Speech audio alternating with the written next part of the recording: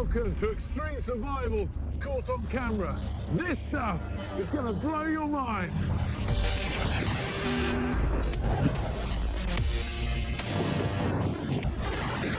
I'm going to be sharing jaw-dropping footage of people in genuine life and death situations. Surviving against all the odds. This time, we've got trouble on the job. I'll reveal my pick of workplace survival clips. Oh my God! Oh my God! Amazing. She saved the lives of those kids. Everybody wants to do the job because of the hugs and the kisses, but there's no way to avoid an angry elephant. Making it through another day at work will never seem so hard again. There are tips on how to survive if you ever find yourself fighting for your life while trying to earn a crust. So stay tuned. One day this stuff just could save your life.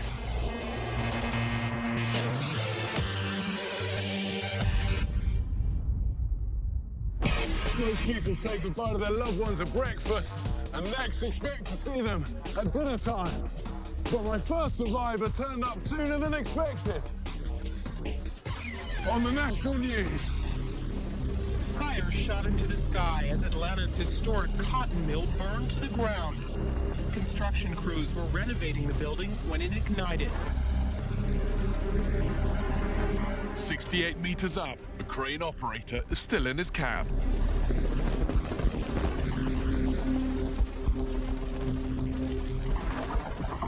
Watching that clip, that is like your worst scenario you can be in. You're up a crane, there's a fire below you, not just a fire, an inferno. The flames below are getting up to anywhere around 1,800 degrees Fahrenheit. That whole structure at some point is going to soften enough. It's just all going to collapse and he's going to go with it. Then the cab bursts into flames. The man has no choice but to evacuate. He moves along the structure as far away from the fire as he can. The metal crane is so hot, he can feel the heat through his shoes, so the concrete counterweights are the only place cool enough to perch. He can't go anywhere, he's trapped. What a scenario to be in. You know, what do? You can't do anything. He must have been terrified, and what was going through his mind, I just do not know. A speedy rescue is essential, but he is beyond the reach of ladders. His only hope comes from above. Dangling 25 meters below the helicopter is a firefighter on his first wire rescue. And it's a very tricky job.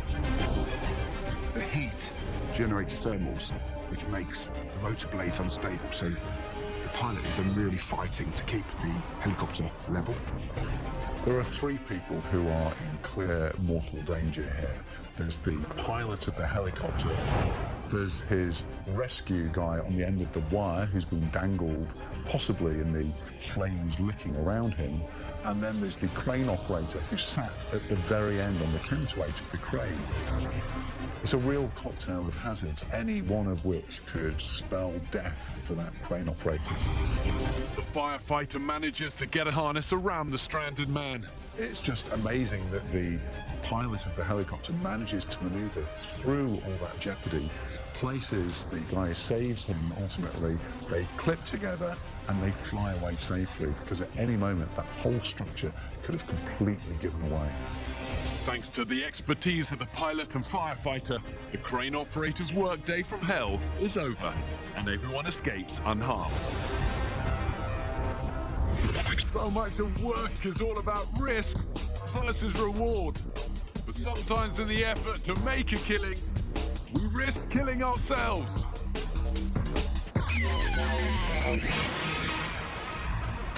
Working with animals was a dream job for David Salmarcos. Employed by a zoo in California, this animal keeper loved his work. But all that is about to change.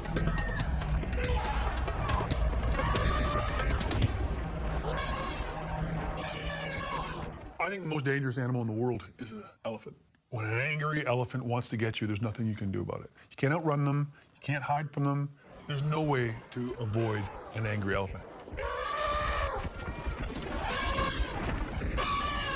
Cindy the elephant is known to have had a troubled past and is behaving erratically.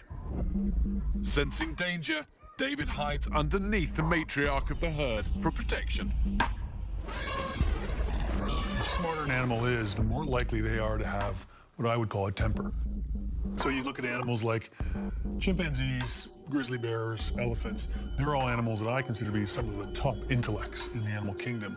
And those are also the animals that I would consider to be, when they get angry, they get real angry.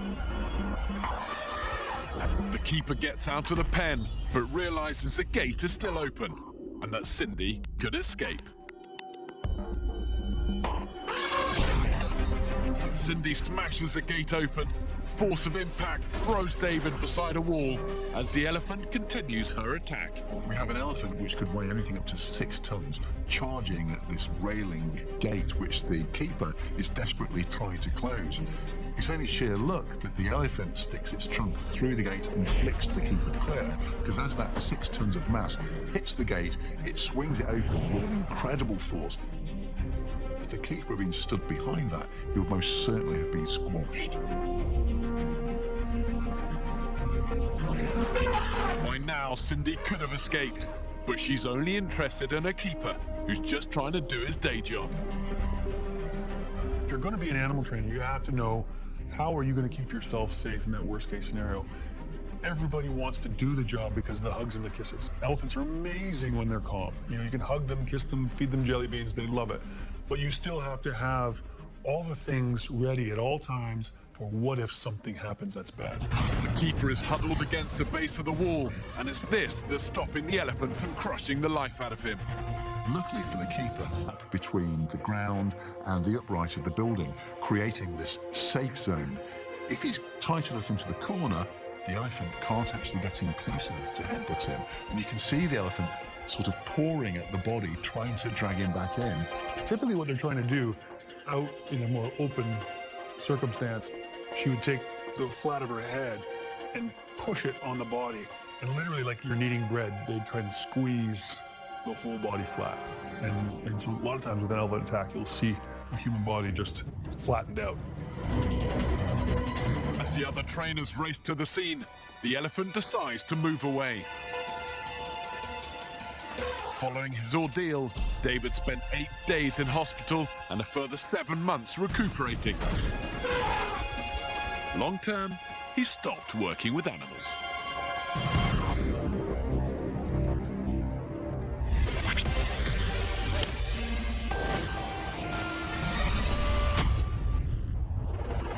Helicopters are often used for precision work in construction. The type of work they're doing is quite normal for helicopters. We build power lines with helicopters in inaccessible places. We build cable cars. This helicopter pilot is assisting in the assembly of a giant Christmas tree. This pilot, in the clip, he's having a really bad day, isn't he? He hovers, he starts to come down, he descends. And he catches the rotor blade on the cable that is holding up the crane. This could have been catastrophic to the pilot, but thankfully he was wearing a seatbelt. That probably meant the difference between life and death. His saving grace was that he was strapped in. And with most helicopters, the reason people die, especially in the military, is as you're going to land, you're normally unbuckled and you're ready to jump out. And that's when the issues happen.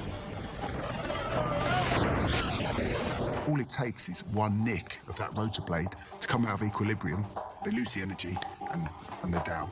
And that's it. End of story. On big expeditions, you depend on each other for your lives every day. But the survivors in this next clip found themselves up against powerful forces of nature at work without a backup plan. Expeditions and music festivals are pretty similar in that there's often camping and a lot of fun outdoors. Thousands were enjoying the Pukkelpop Music Festival in 2011 when things took an unexpected turn. This thing is bonkers. It just comes in suddenly out the blue and it's absolutely ferocious. Inside one tent, DJ Bonix is on stage when a routine gig turns into the job from hell. Please, exit the tent. It went from like people partying and having a great time to complete chaos. They don't know where to go. I'm watching them run out the tent and they're running right back because they're probably met with a crazy storm. But this isn't just any old storm. It's an immensely powerful one that nobody here has seen coming. What happens with a thunderstorm is normally warm, moist air rises up into the lowest level of the atmosphere, cools down and forms thunderclouds. But if you have a really, really strong updraft, that can form this supercell. 60,000 people dancing, having a great time, enjoying the music, and it starts to rain. The heavens open up and you've got hail. Hail the size of golf balls.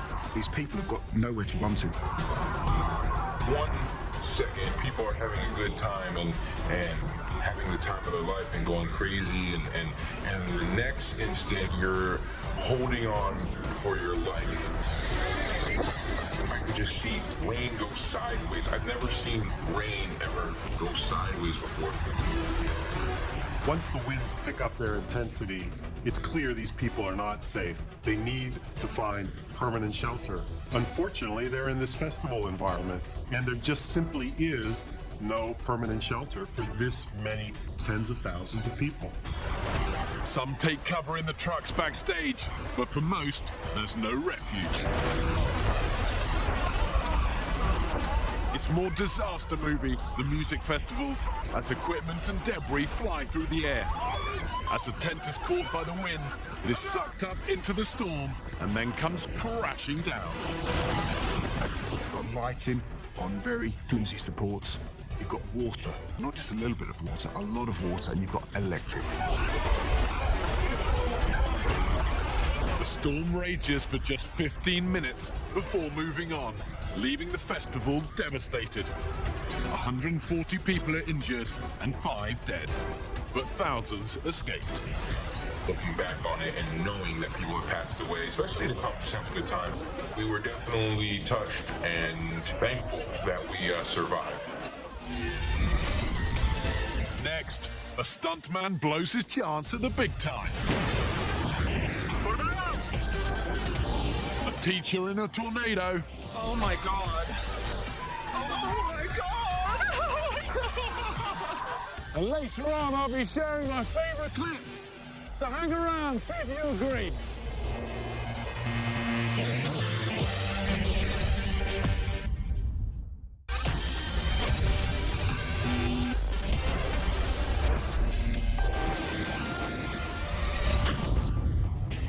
On Extreme Survival Caught on Camera, I'm sharing incredible footage of real people who almost died just doing their job.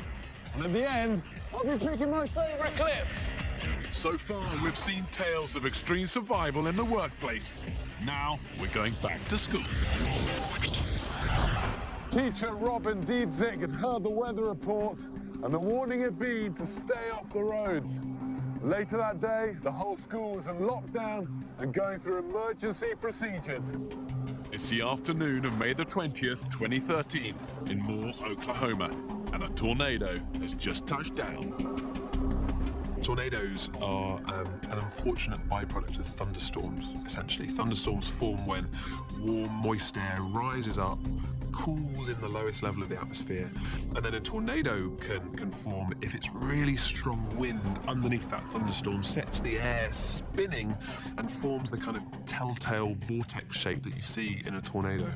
At a local elementary school, teacher Robin Diedzik is going about her duties. Our principal came over the intercom and said to go into our tornado precautions. And the kids immediately got just a little bit nervous. Some were just excited that something different was going on. The power of the tornado is huge as it sucks up anything in its path. The tornado in Moore, Oklahoma on this day was one of the most violent tornadoes that we know about. It was classified EF5. These are winds that exceed 200 miles per hour. These 320 km/h winds are about to engulf the area. When we were told to go into the bathrooms, I knew that It was serious. Robin School is about to feel the full force of the tornado. I hit record at about 3:17, and later all of the clocks in the school stopped at about 3:18. This is a chilling audio from her phone as the school takes a direct hit.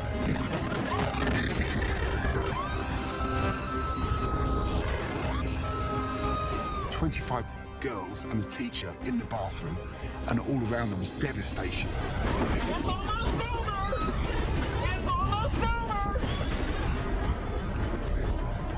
Daytime becomes night as a tornado passes through the city. In just minutes, it's laid waste to the entire school. She saved the lives of those kids. She managed to take them into just the right sort of space.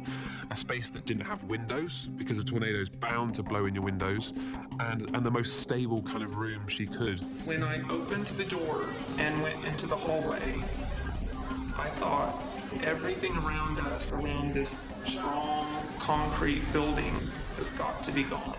Oh my God. Oh my God. Oh my God. Oh my God. Oh my God. When I saw the parking lot, it was wiped completely clear of all cars, and the neighborhood across the street was just leveled to matchsticks, as far as the eye could see. The tornado caused $2 billion worth of damage. Everyone in Robin's school survived, but over 300 people were injured and around 25 lost their lives.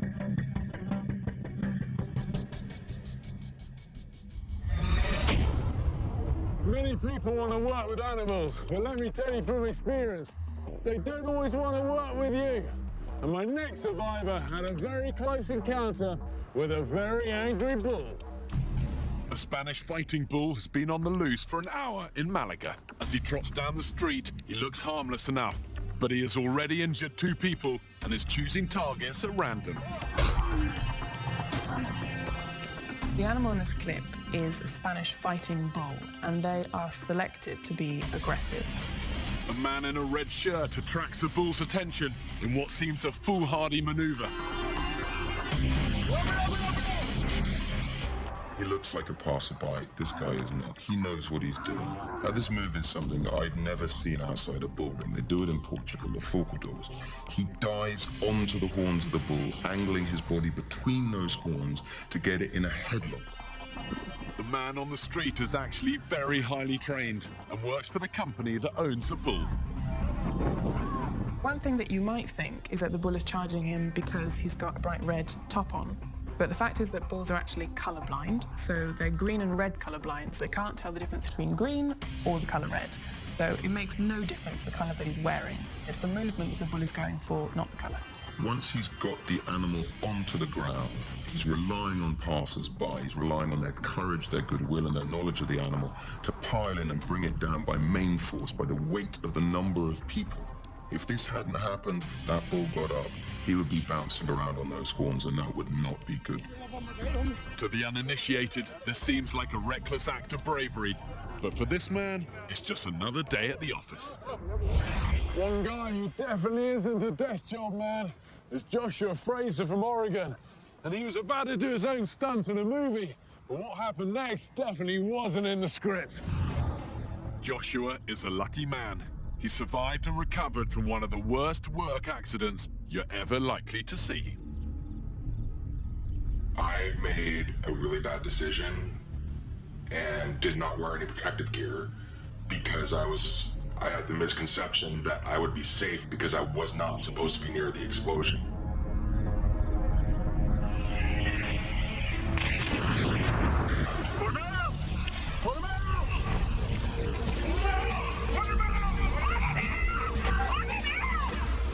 I jump through the window, I hear a loud bang, and then everything just gets really hot. That's when I knew something was wrong because I was not supposed to be feeling that heat. This stunt is all about the timing. The pyrotechnics were not due to ignite until Joshua was clear of the window. But unfortunately, the explosion comes just too soon. The guy's been set on fire. The stunt's gone wrong. It's unbelievable. He's on fire. This is a human being. He's a human fireball. And he's burning to death. As lead actor in his own low-budget film, Joshua has chosen to do his own stunts. This clip was incredible. Bad timing. That's what it's about. Communication and bad timing. I'm on fire, it's my jacket. I get up, I take my jacket off, and I wait, and I notice that I still feel the heat even though my jacket is off. And then I come to the realization that I'm on fire. I realize that I'm not going out, and they're trying. And that's kind of when I stopped rolling around, and I just, at that moment, just kind of gave up. If you're on fire, you have to get the flame out, okay? If you're on your own, you have to either jump in water, you have to roll in sand, you have to get a blanket or something like that, because you have to stop the oxygen, okay? Oxygen is the fuel for the fire. Every year, there are up to 8 million fires worldwide, 80,000 of which result in death.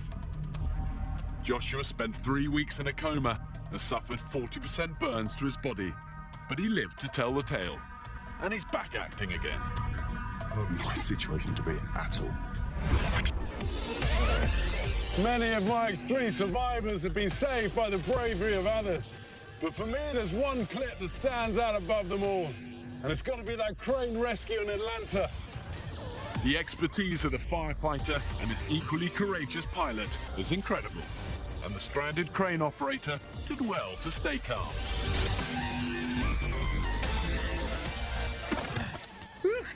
So if like that crane operator or that fireman, you find yourself having to run through flames, make sure you cover yourself with a wet coat or a blanket. And if you do get engulfed, remember, stop, drop, and roll. It means you then smother those flames. So there you go. Hope you've been paying attention, because one day, this stuff could save your life.